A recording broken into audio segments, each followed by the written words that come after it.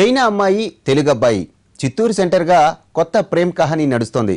చైనాకు చెందిన sin Gian అనే యువతి ఓ కోర్స్ చేసేందుకు గత ఏడాది వరదాయిపాలెంలోని కల్కి ఆశ్రమానికి వచ్చింది. అప్పుడే ఆశ్రమంలో పనిచేసే మునిరాజయ్యతో పరిచయం ఏర్పడింది.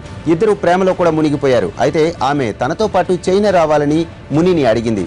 ఈ విషయాన్ని తన తల్లిదండ్రులకు చెప్పగా వారు ఒప్పుకోకపోగా ఇంట్లో నుంచి బయటకు గెంటేశారు.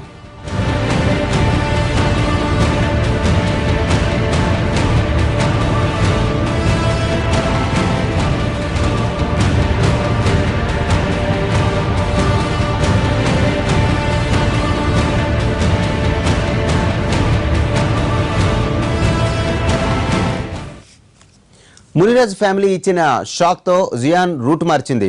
తాను రాజాకు 10 లక్షల డబ్బు బంగారం ఇచ్చానని చెప్పింది. తనకు న్యాయం చేయాలంటూ పోలీసులను ఆశ్రయించింది. అయితే ఈ వ్యవహారంతో తమకు సంబంధం లేదని కల్కి ఆశ్రమ సిబ్బంది చేతులెత్తేశారు.